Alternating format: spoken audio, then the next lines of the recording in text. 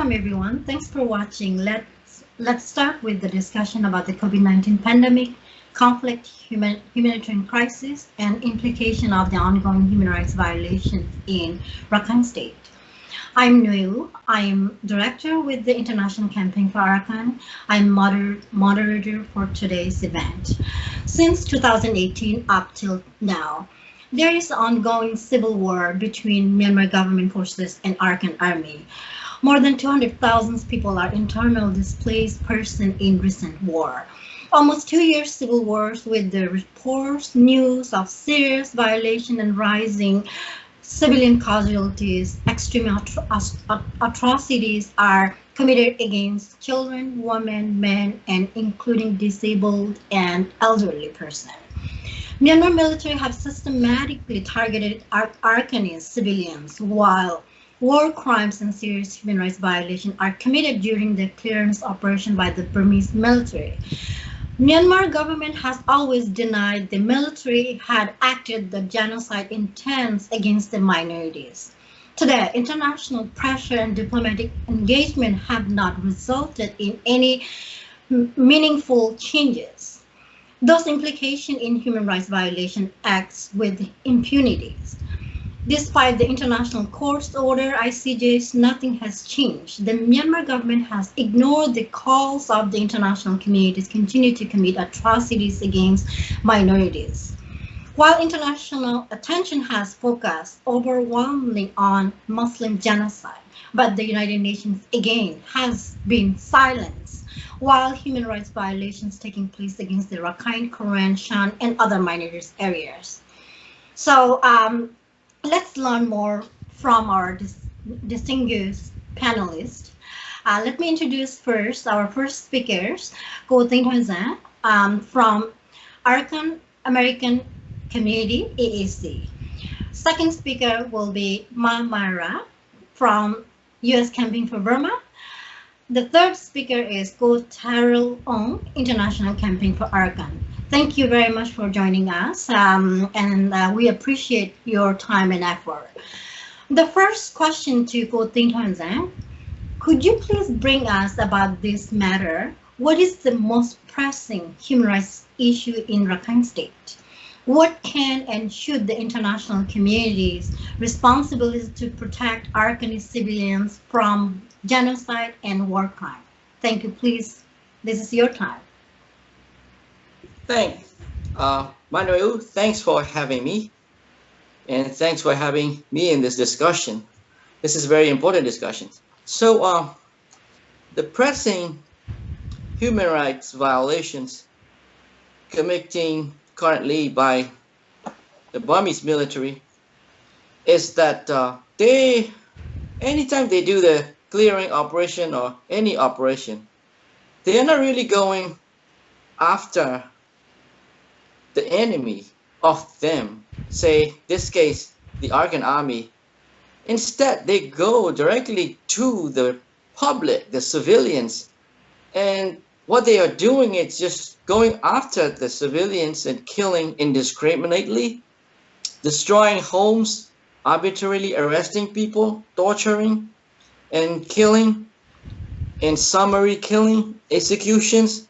So they are acting like almost like the pattern of the terrorist people all around the world. They are not acting like a government army. They are acting like a terrorist people. And they're just going after the people. They're not going after the Arakan army. I don't know how they do it, but they're directly going to the people, Arakan people and civilians. And that's what they were doing. So just like 3 days ago, in September 3rd, the Burmese army burned down the whole villages of Htun and Dahgaypaw villages. And then they killed 2 people, like in front of everybody, or they executed 2 people without any evidence or charge or anything. And then government flatly denied that they have seems like they have a right to kill or something. So that's going on since 2018 in December, and then there has been like 282 plus death that they have martyred the civilians, and we never have been seeing any like the Arakan army soldiers killed by Burmese army. All we were seeing is that civilians death so far, plus like 600 plus people injured, 200 plus thousands IDP, just because of the Burmese army going after and destroying villages after villages, towns after town. So I don't know. This seems like the Burmese army totally acting like a terrorist army after all the terrorist organizations did all around the world. Whatever they were doing now just exactly looked like them. So they, I want to say it's like a more like a state-sponsored terrorism going on, and then human rights violations, like gross human rights violations. So we can't even like find a word to speak of how bad it is. So to deter and like stop this atrocities and war crimes that amount to genocides in Arakan now, I think the international governments and all the organizations, the NGOs, INGOs, mostly the United Nations and the powerful nations like the United States and probably China might have effect on Burmese government, but in Europe, I think they have to put all kinds of diplomatic pressure first, and also the sanctions of all type of sanctions. And it seems all the sanctions like earlier time uh, seems to be working, and it seems to have worked somewhat and to some extent. So I think the international government and the UN, they should not like put blind eyes to the Arakanese people. I think they took pretty serious actions when these things happened in a few years back to the Muslims minorities. I think they should look at in the same type of situation now and then act seriously at least as possible, like and putting pressure on Burmese government. I think it's hard to do, hard to go after a country like even in ICJ, ICC, and even if we put charges for those crimes, it's hard to really press on and then punish or do something about it. But to stop, I think we can put international pressure and then sanctions and those type of things. At least they will lessen down and then think about it doing twice.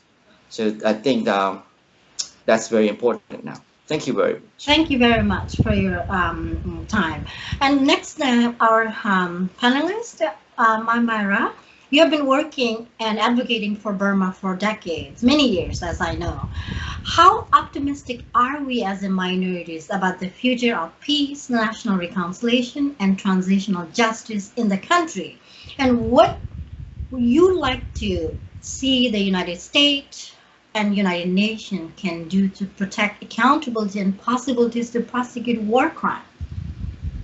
This is your fault. Mm-hmm. Well, thank you. Thank you for having me. Honestly, I am not optimistic looking at the situation we are at right now. I mean, I don't know if you would agree with me or not, but look, every ethnic armed groups trying to reconcile with the Burmese government and the Burmese military. And that is why they come to the table.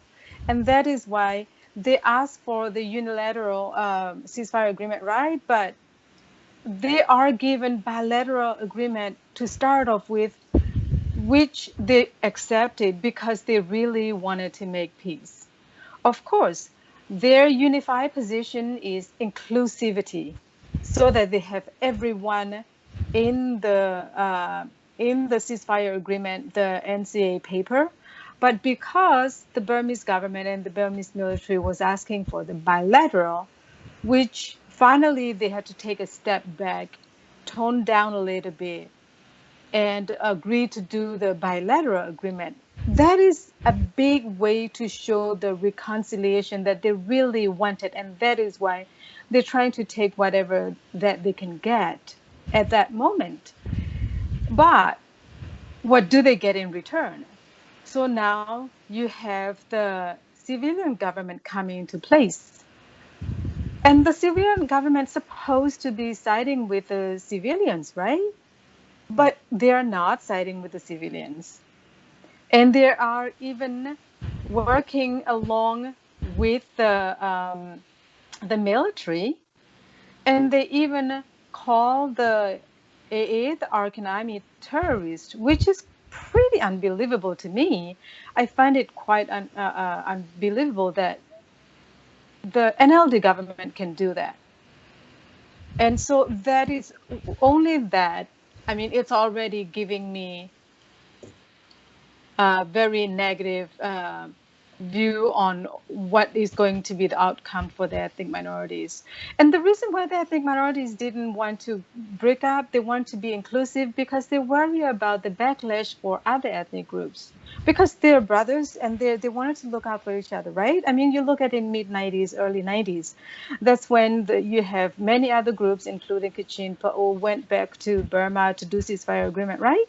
But then over here in Korean statement of law, by early January 1995, that's when the Korean headquarters fell, and I became a refugee overnight. And we wanted to avoid those kind of situation, and that is why the leaders are trying to take precaution for that, but they didn't get it, and therefore they're trying to take on the bilateral agreement role. But then that doesn't really work out the way I think they want to see, and that is not what I wanted to see either.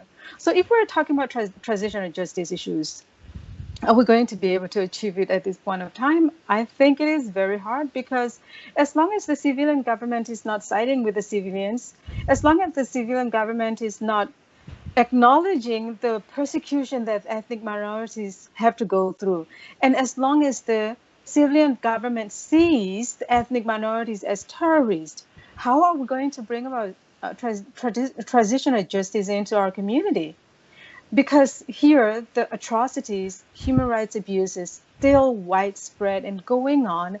I mean, we're talking about hot issues in Rakhine State right now, but at the same time, sporadic fighting is still going on in Rakhine, in Kachin State, in Shan State, in Korean State. I mean, Korean State, what are they talking about? They talk about ceasefire agreement, the biggest group that they're making peace with, but then they come in and they fight people on a daily basis. And so I don't really see the transitional justice will be coming soon.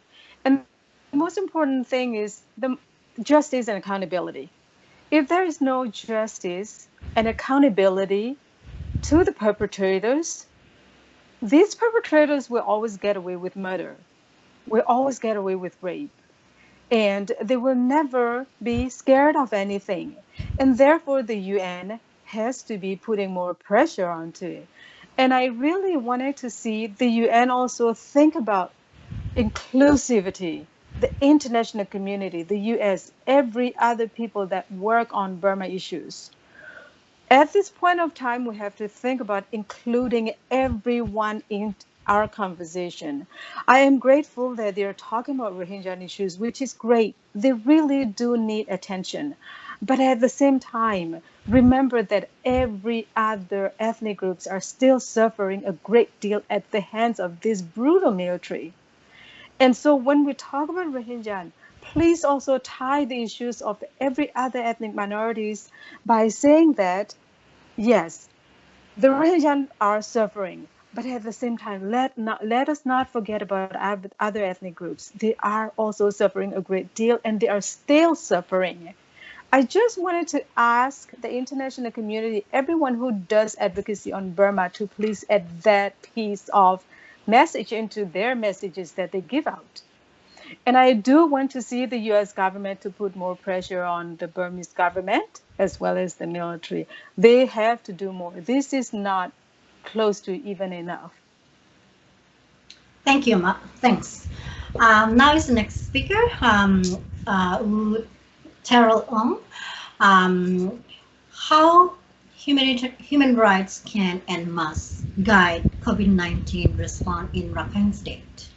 Is there any hope that majority Burmese, who are majority in the country, in helping for minorities shortening brutal suppression in Myanmar? Uh, please share a little bit about your thoughts.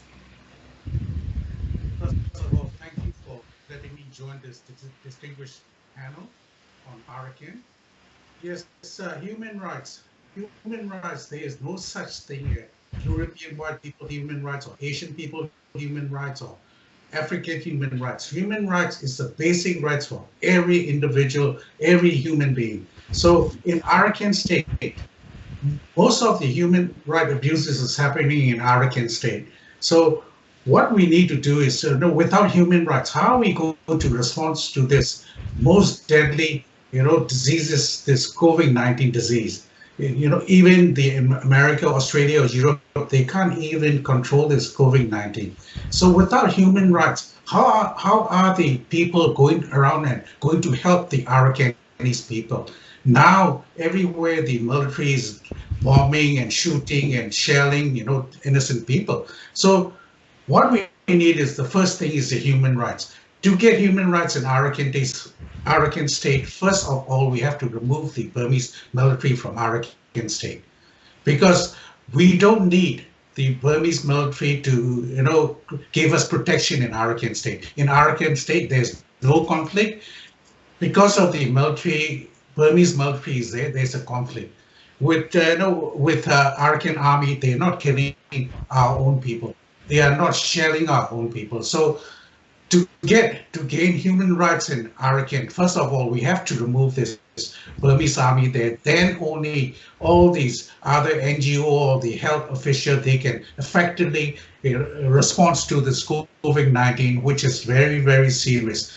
But what the Burmese military have to know is, if the Arakan, majority of the Arakan have COVID-19, then very soon it will spread to Burma, and it's going to affect the whole country. Their families, their daughter, their sons are going to be affected also. So please, use your brain and think about it, what can happen, not only in Arakan, to the whole country. First of all, Arakan need human rights. Without human rights, we can't respond to this COVID-19 effectively. And a lot of people is going to suffer, a lot of people is going to die because of, lack of human rights in Arakan State.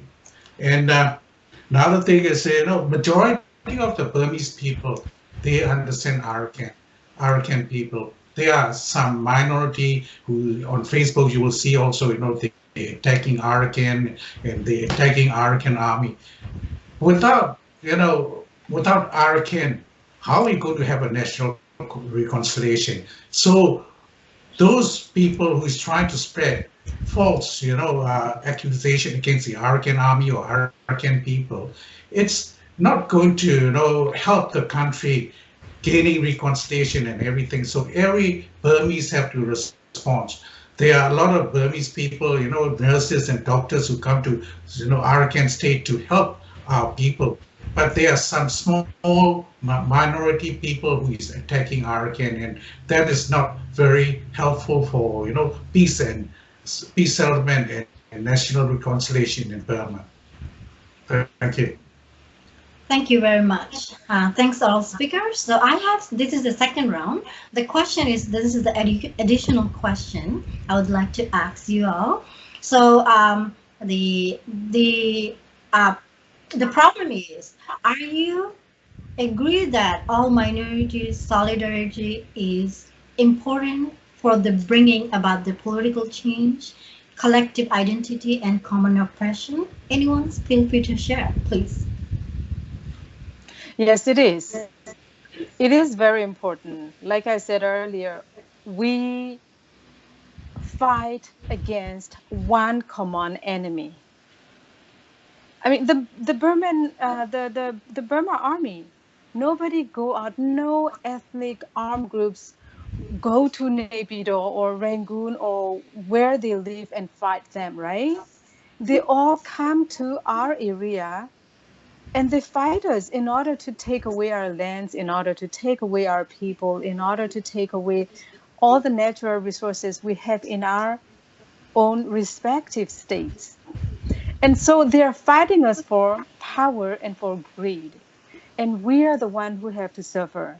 But for us not to be together, they use all kinds of ways so that we don't work together, so that they don't lose.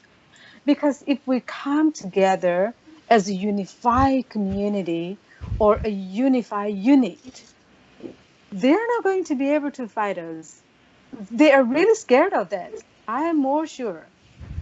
And that is why when they fight the Rakhine, they slow down the Kachin side, the Shan state side, the Karen state side, right? And then remember back in 2011, 12, 13, they are very strong at the Kachin state, right?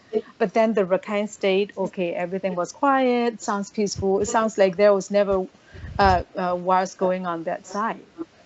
This is the tactic the Burmese military have been using all this time in order to suppress us.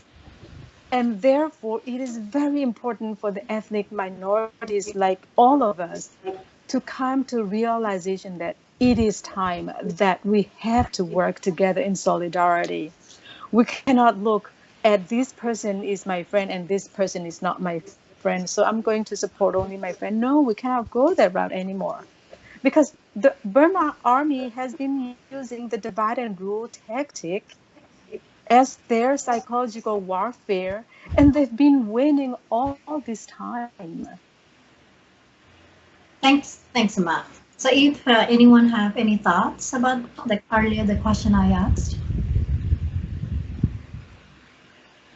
So if you don't have anything to share, let me ask the second question. That was, has the situation of human rights changed much under the leadership of Aung San Suu Kyi and under the government of National League for Democracy? I don't think it doesn't change much. Aung San Suu Kyi, she done a lot of good job, in Burma. When it comes to Arakan state, she's not doing, not doing much. She's not helping the Arakan people. Like in Burma, there are a lot of ethnic army fighting against the military. Why she have to announce the Arakan army is a terrorist group? Why? What is the difference between Arakan army and other ethnic, groups fighting for their rights? So, and then when it comes to, Arakan state, Arakan, we have a lot of natural resources. With our natural resources, we are feeding the whole country of Burma. Without our natural resources, there won't be anything. So Aung San Suu Kyi should look at what the money coming to the country and should try and develop Arakan state also. Arakan is so far is the second poorest state in the whole country. So at least with our money, please bring back some sort of development in our state. That's why for me, I can see to Aung San Suu Kyi did a lot of good things inside Burma. When it's come to Arakan state, I can't see anything is changing. Thank you very much. So this is the next question is for all speakers. One is, what is your recommendation to bring perpetrators to the justice?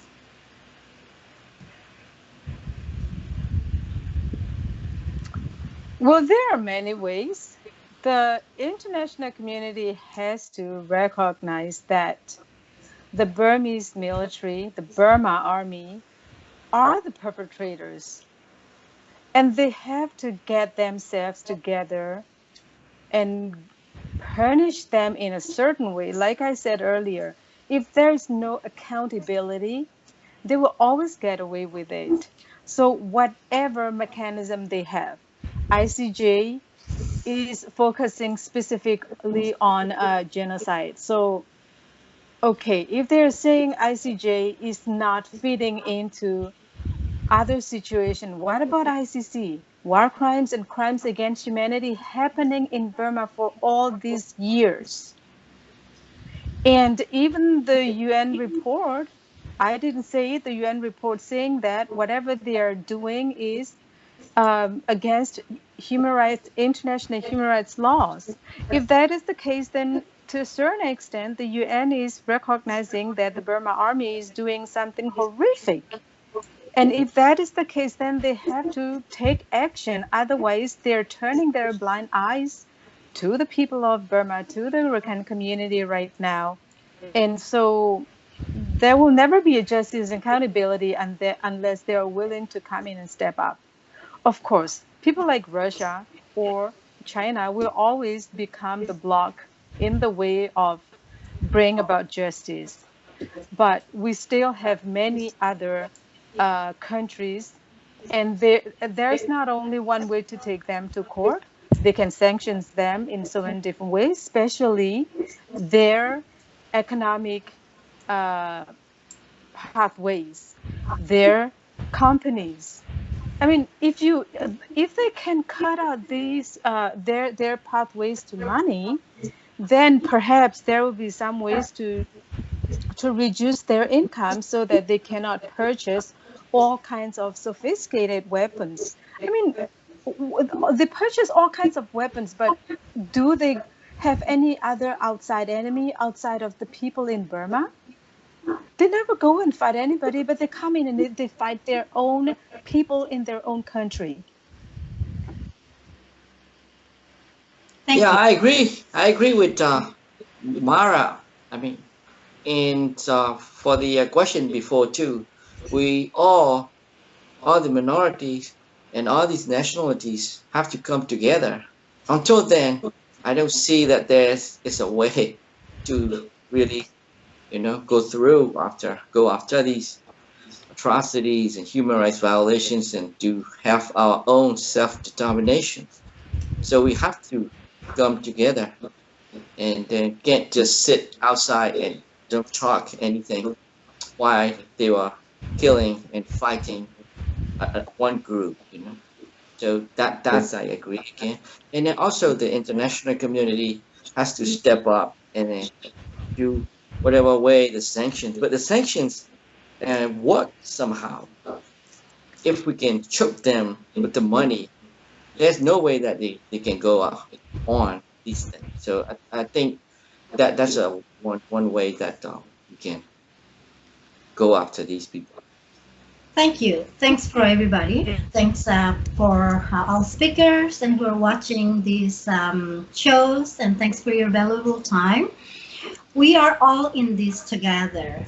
We must highlight and emphasize now how human rights and rule of law. I believe that we can all make differences if we work together to join and advocate for the vulnerable population, not only Rakhine State and other ethnic minorities areas. Let's put pressure together. Let's put pressure on the governments, institutions to make changes and building solidarity for the global accountability for those crimes against humanity. And thank you. Alizawa, have a wonderful day.